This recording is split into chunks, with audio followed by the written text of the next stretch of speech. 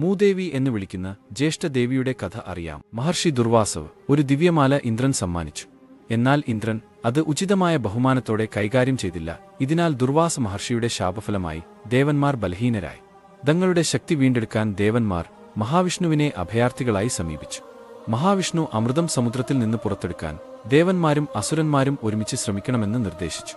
പാലാഴി കടയുന്നതിനായി മന്ദരപർവ്വതവും മാധാനത്തിന് കയറായി വാസുകി സർപ്പത്തെയും ഉപയോഗിച്ചു.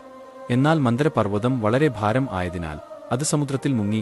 ഇതിനെ ഉയർത്തുവാനായി വിഷ്ണു തന്റെ രണ്ടാമത്തെ അവതാരമായ കൂർമ്മമായി മന്ദരപർവ്വതത്തെ തോളിൽ താങ്ങി നിർത്തി. എന്നാൽ വീണ്ടും പാലാഴി കടയുമ്പോൾ വാസുകി സർപ്പത്തിന് താങ്ങാൻ ആവാതെ കാളകൂട വിഷം പുറത്തുവന്നു.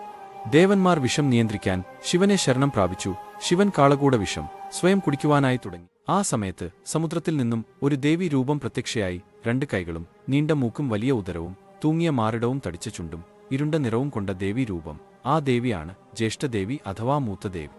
കാലക്രമേണ മൂദേവി ആയത് ശേഷം ലക്ഷ്മി ദേവിയും അമൃതം താങ്ങി ധന്വന്തിരിയും പ്രത്യക്ഷരായി. ലക്ഷ്മി ദേവിക്ക് മുന്നേ വന്നതിനാൽ മൂത്ത ദേവിയായ ജ്യേഷ്ഠദേവി അലക്ഷ്മിയായി അറിയപ്പെട്ടു. ആകർഷിക്കുന്ന രൂപമോ കാന്തിയോ ഇല്ലാത്ത ഈ ദേവിയെ സ്വീകരിക്കാൻ ആരും തയ്യാറായില്ല. അപ്പോഴാണ് നാരദമുനി ആ ദേവിയുടെ അവതാര കാരണം മഹാവിഷ്ണുവിനോട് ചോദിച്ചത്.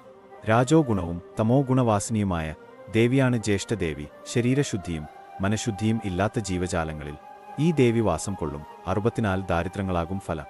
എപ്പോൾ ഈ ദേവിയെ ഭജിച്ച് ശരീരശുദ്ധിയും മനഃശുദ്ധിയും വരുത്തി കർമ്മങ്ങൾ ശ്രേഷ്ഠമാക്കുന്നുവോ അപ്പോൾ സർവ്വ ഐശ്വര്യത്തിന്റെ മാർഗം തെളിഞ്ഞ് ലക്ഷ്മി ദേവി വാസം കൊള്ളും.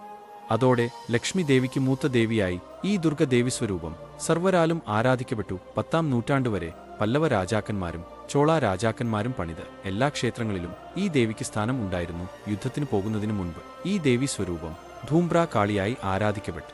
വിളവെടുപ്പ് വർദ്ധിക്കാൻ എല്ലാ ഗ്രാമങ്ങളിലും ജ്യേഷ്ഠദേവിക്ക് ശില്പം വച്ച് ആരാധന ഉണ്ടായി. വഴക്ക് ഉണ്ടാക്കുന്ന സ്ഥലങ്ങളിലും ദ്വേഷം, ലോഭം, ക്രോധം തുടങ്ങിയ എല്ലാ ദുഷ്വികാരങ്ങൾ ഉള്ള സ്ഥലങ്ങളിലും ലക്ഷ്മി ദേവി നിൽക്കില്ല.